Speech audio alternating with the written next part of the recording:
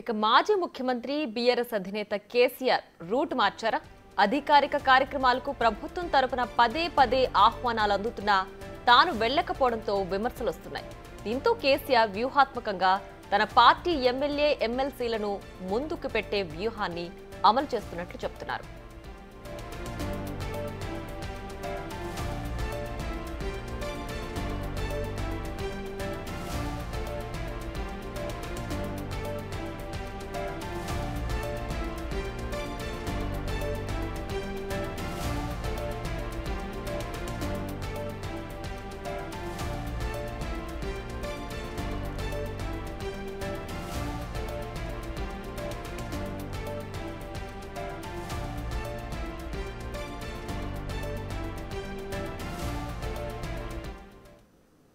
ఇక మరింత సమాచారం మా editor in chief PV Srinivas phone line లో అందించడానికి సిద్ధంగా ఉన్నారు. శ్రీనివాస్, చెప్పండి, నిజంగానే కేసీఆర్ రూట్ మార్చారా? సీఎం రేవంత్ పదే పదే ఆయన టార్గెట్ చేసి అసెంబ్లీకి రమ్మని పిలవడం వెనుక దీన్ని ఆయన అస్త్రంగా వాడుకోబోతున్నారా, లేదంటే నిజంగానే ప్రభుత్వానికి ఉపయోగపడే సలహాలు ఇవ్వబోతున్నారా? గత కొద్ది రోజులుగా ముఖ్యమంత్రి పదే పదే మీ సలహాలు సూచనలు మా ప్రభుత్వానికి అవసరం, మీరు మాకేం భేషజాలు లేవు, మీరు సీనియర్లు, మీరు అనుభవజ్ఞులు, మీరు మాకు సూచనలు సలహాలు ఇవ్వండి, మాకు రండి, అసెంబ్లీకి రండి, అదేవిధంగా మేము జరుపుతున్నటువంటి ప్రజాపాలన ఉత్సవాలకు కూడా హాజరు కండి అనేటువంటిది ఆయన ఇటీవల కాలంలో 2-3 సందర్భాల్లో బహిరంగంగా అప్పీల్ చేయడం జరిగింది. మా కేబినెట్ లో ఉన్నది అందరూ జూనియర్లే, మీతో పోల్చుకున్నప్పుడు ఒక తుమ్మల నాగేశ్వరరావు ఒకళ్ళిద్దరు తప్ప మిగిలిన వాళ్ళందరూ కూడా జూనియర్ అనుభవంలో, మీతో చూసినప్పుడు అనుభవం తక్కువ ఉంది, కాబట్టి మీరు వచ్చి మీ సూచనలు సలహాలు ఇవ్వండి అని ముఖ్యమంత్రి అప్పీల్ చేయటం అనేటువంటిది ఒక పొలిటికల్ స్ట్రాటజీలో భాగం కావచ్చు, లేకుంటే ఆయన సలహాలు సూచనలు తీసుకోవాలనేటువంటి పాజిటివ్ ఉద్దేశంతోనే అయినప్పటికీ కూడా ముఖ్యమంత్రి రేవంత్ రెడ్డి అనేక సందర్భాల్లో బహిరంగంగా అప్పీల్ చేశాడు. అట్లాగే ప్రతిపక్షాలకు కూడా అప్పీల్ చేయడం జరిగింది. ప్రతిపక్షాలకు కూడా పదే పదే ఆయన మేము మీ సలహాలు సూచనలు అవ్వాలి, అంతేగాని అభివృద్ధిని అడ్డుకోకండి, అభివృద్ధిని అడ్డుకోవటం అనేటువంటిది కరెక్ట్ కాదు, ఒకవేళ ప్రభుత్వం ఏదైనా తప్పులు చేసింది కూడా అట్లా కాదు ఇట్లా చేయండి, ఇగో ఇది చేస్తే ప్రజలకు ఎక్కువ ప్రయోజనం జరుగుతుంది, రాష్ట్రానికి ఎక్కువ ప్రయోజనం జరుగుతుంది, మీరు ఈ రకమైనటువంటి ఆదాయాన్ని సమకూర్చుకోవచ్చు, లేకుంటే ఇగో ఈ విధానాన్ని మీరు అనుసరించాలి అని మాకు సలహాలు సూచనలు ఇస్తే స్వీకరించడానికి సిద్ధంగా ఉన్నాం. కానీ పెద్దాన్ని అడ్డుకోవటము, పెద్దాన్ని వ్యతిరేకించటం అనేటువంటిది అది తెలంగాణ సమాజానికి, తెలంగాణ అభివృద్ధికి ఆటంకం కలిగించడం, తెలంగాణ అభివృద్ధిని అడ్డుకోవటం అవుతుంది అని అప్పీల్ చేశారు. పైగా దానికోసం మీ సలహాలు సూచనలు ఇస్తామంటే దానికోసం కేబినెట్ సబ్ కమిటీని కూడా కాన్స్టిట్యూట్ చేస్తామని చెప్పి కేబినెట్ సబ్ కమిటీని ముఖ్యమంత్రి డిప్యూటీ సీఎం బట్టి విక్రమార్క నేతృత్వంలో సీనియర్ మంత్రి శ్రీధర్ బాబు, అదేవిధంగా పొన్నం ప్రభాకర్ ఇద్దరుతో అంటే మొత్తం 3గురితో కూడినటువంటి కేబినెట్ సబ్ కమిటీని కూడా ఏర్పాటు చేసినట్టు బహిరంగంగానే అప్పటికప్పుడే ఆదేశాలు సిఎస్ కి ఇవ్వటం జరిగింది.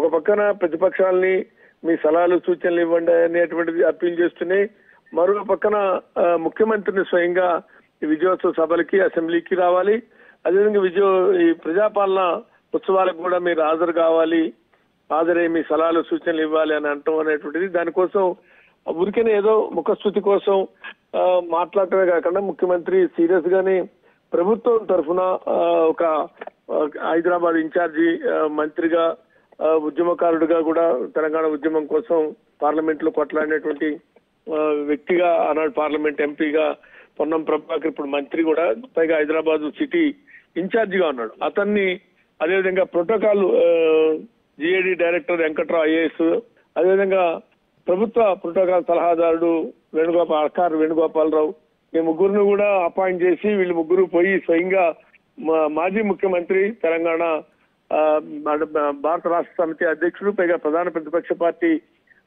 నాయకుడు ఆయన్ని ఆహ్వానించాలని అడగటం, వీళ్ళు టైం తీసుకున్నారు. ఆ మేరకు ముఖ్యమంత్రి కూడా, మాజీ ముఖ్యమంత్రి కూడా టైం ఇవ్వటం, కేసీఆర్ టైం ఇచ్చి వాళ్ళకి సాదరంగా స్వాగతం పలికారు. పైగా వాళ్ళకి అక్కడే లంచ్ ఏర్పాటు చేశారు. దాదాపుగా లంచ్ భేటీలో 3గురే, మరి ఇంకెవరు లేకుండా సర్కారు Venugopal, Ponnam Prabhakar, even IAS officer Venkatrao కూడా లేడు. వీళ్ళు ముగ్గురే కూర్చొని డైనింగ్ టేబుల్ మీద భోజనం చేస్తూ చాలా విషయాలు మాట్లాడుకున్నారు అనేటువంటిది కూడా ఉంది. కాబట్టి ఈ కాంటెస్ట్ లో మనం ముఖ్యమంత్రి ఒక వ్యూహాత్మకంగా కావచ్చు, నిజంగానే తన సూచనలు సలహాలు సిన్సియర్ గానే ముఖ్యమంత్రి రేవంత్ రెడ్డి అడుగుతున్నాడని భావించి కానీ వాళ్ళ ఆహ్వానానికి వచ్చినప్పుడు వాళ్ళని సాదర స్వాగతం పలికారు, వాళ్ళకి సన్మానం చేశాడు, భోజనం పెట్టి లంచ్ అవన్నీ ఏర్పాటు చేశాడు. కాబట్టి ఇప్పుడు ఆయన ముందున్నది రేపు విజయోత్సవ సభలకి ఏడాది పాలన ముగిస్తున్న సందర్భంగా వాళ్ళు ప్రభుత్వం ఏర్పాటు చేసినటువంటి కానీ లేదు తెలంగాణ తల్లి విగ్రహం,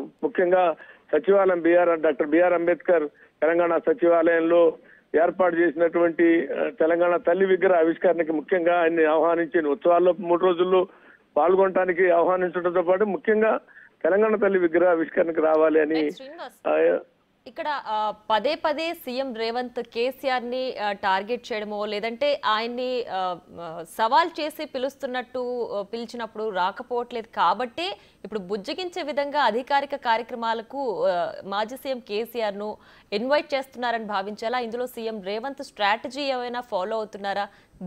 ఈ ఇన్విటేషన్ ని కేసీఆర్ అస్త్రంగా వాడుకుంటారని ఫీల్ అవ్వాలా? అంటే జూన్ 2 తెలంగాణ ఆవిర్భావ దినోత్సవాలు అంటే ముఖ్యమంత్రి రేవంత్ రెడ్డి బాధ్యతలు చేపట్టిన తర్వాత ఆయన ముఖ్యమంత్రి అయిన తర్వాత వచ్చినటువంటి జూన్ 2 తెలంగాణ రాష్ట్ర అవతరణ దినోత్సవాల సందర్భం కూడా హాజరు కమ్మని ఆహ్వానించడం జరిగింది. కానీ అప్పుడు రాలేదు. ఇప్పుడు ముఖ్యంగా ఇది ఏడాది పాలన ముగిస్తున్న సందర్భంగా చేస్తున్నటువంటి అప్పీల్ కాబట్టి ఇప్పుడు ఈ సందర్భంగా హాజరు కావాలని పదే చేశారు. కానీ ఇక్కడ ఇప్పుడు అది ముఖ్యమంత్రి ఒక వ్యూహాత్మకంగా ఆయన అప్పీల్ చేశారు, డెలిగేషన్ కూడా పంపారు. డెలిగేషన్ కూడా మాజీ ముఖ్యమంత్రి ప్రధాన ప్రతిపక్ష నాయకుడు కేసీఆర్ వాళ్ళని సాదర స్వాగతం పిలిచి వాళ్ళు ఇచ్చినటువంటి ఇన్విటేషన్ తీసుకున్నాడు. కానీ ఇప్పుడు ఏంది అనుసరించాలి? దానికి రేపు పొద్దున్న 3 రోజుల పాటు జరిగేటువంటి ఉత్సవాలు కానీ లేదంటే ప్రధానంగా డిసెంబర్ 9వ తారీఖున తెలంగాణ తల్లి విగ్రహ ఆవిష్కరణకి హాజరవ్వాలా హాజరు కాకూడదా అనే ఉద్దేశంతో ఆయన ఎమ్మెల్యేలు ఎంపీలు అందరి అభిప్రాయాలు తీసుకోవాలి అనేటువంటి ఉద్దేశంతో ఎల్పీ మీటింగ్ పెట్టడం జరిగింది. అంటే ఎమ్మెల్సీలు కానీ ఎమ్మెల్యేలు కానీ ఎంపీలు కానీ అంటే ఎంపీలు ఎవరు లేరు, లోక్సభ ఎంపీలు లేరు, రాజ్యసభ ఎంపీలు 3 ఉన్నారు, గాయత్రి రవి, అదేవిధంగా సురేష్ రెడ్డి, 1-2 ఉన్నారు, దామోదర్ రావు వీళ్ళు. కాబట్టి ఈ పరిస్థితుల్లో వీళ్ళందరి యొక్క సమావేశంలో అంటే మరి ప్రభుత్వం ఇట్లా మనల్ని ఆహ్వానిస్తుంది, ప్రభుత్వం రమ్మని పదే కోరుతుంది, పైగా సూచనలు సలహాలు ఇవ్వండి, మాకు భేషజాలు లేవంటుంది, మనం ఎటువంటి విధానాన్ని అనుసరించాలి అనేటువంటి ఒక చర్చ కూడా ఈ ఎజెండాలో ఉంది ఈ మీటింగ్ లో. ఎందుకంటే అటు అసెంబ్లీ సమావేశాలు డిసెంబర్ 9 నుంచి ప్రారంభమవుతున్నాయి, ఇటు డిసెంబర్ 9 నాటికి క్లోజ్ అవుతున్నాయి. 3 రోజుల పాటు ప్రజాపాలన ఉత్సవాలు క్లోజ్ అవుతున్నాయి. డిసెంబర్ 9నే తెలంగాణ తల్లి విగ్రహావిష్కరణ.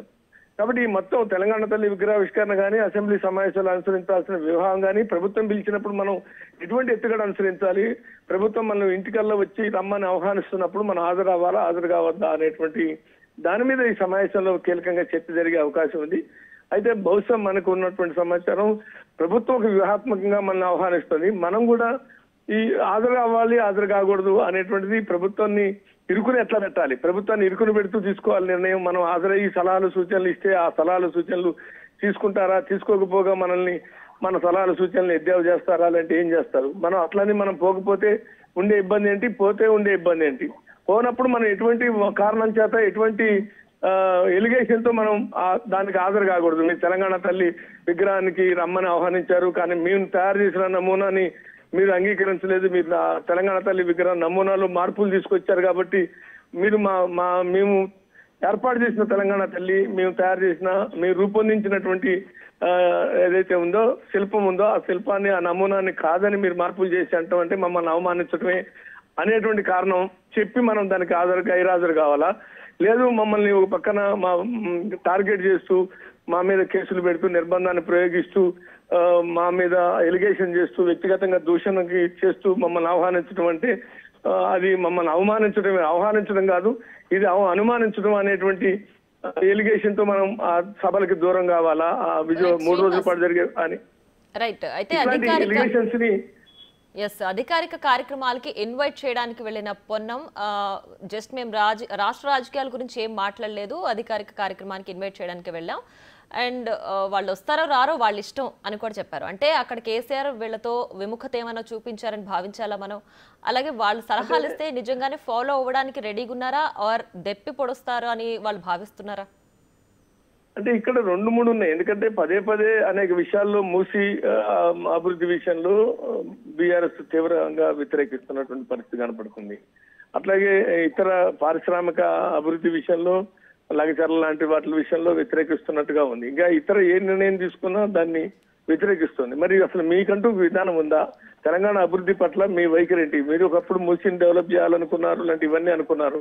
కాబట్టి దాంట్లో మీ సలహాలు సూచనలు ఇస్తే దాన్ని బట్టి ప్రభుత్వం కూడా ఆ సలహాలు మంచివా సాదా మరి మీరు ఇస్తున్న సూచనలు అనేటువంటిది ఉంటుంది. అంటే ఇప్పుడు వాళ్ళు పదే పదే బయట ఉండి వ్యతిరేకిస్తున్న వాళ్ళని ఆహ్వానించి చర్చించడం ద్వారా వాళ్ళ యొక్క ఆలోచన విధానాన్ని ప్రజల ముందు పెట్టడం అనేటువంటిది తప్పైతే తప్పని, ఒప్పైతే ఒప్పని. నిజానికి ప్రభుత్వానికి వాళ్ళు సలహాలు సూచనలు ఇస్తే తీసుకోవడానికి అన్నట్టు అంతిమంగా వాళ్ళు చెప్పేది బయట చెప్తున్నటువంటి విషయాలు రేపు పొద్దున అక్కడ కూడా చెప్తారు. ఏమని మూసి బాధితులకి అందరికీ నష్టపరిహారం, సరైన నష్టపరిహారం ఇచ్చిన తర్వాత ప్రక్షాళన చేయాలి, ఇట్లాంటివి చెప్తారు.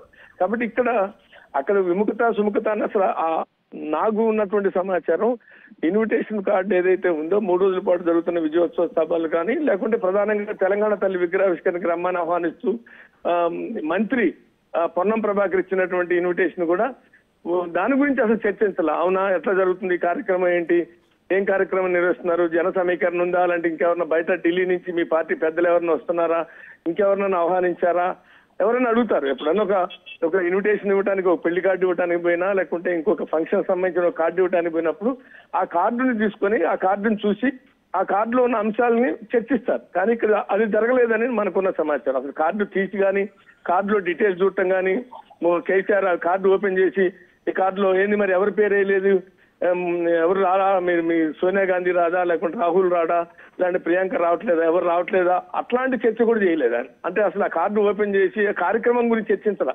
కార్యక్రమం గురించి చర్చించకుండా ఇంకా ఇతర విషయాలు రాజకీయాలతో సంబంధం లేని వ్యక్తిగత విషయాలు, ఎట్లున్నావు, ఏంటి, ఏం సంగతులు, అవేంటి ఇవి తప్ప మరొకటి చర్చించలేదని మనకున్న సమాచారం.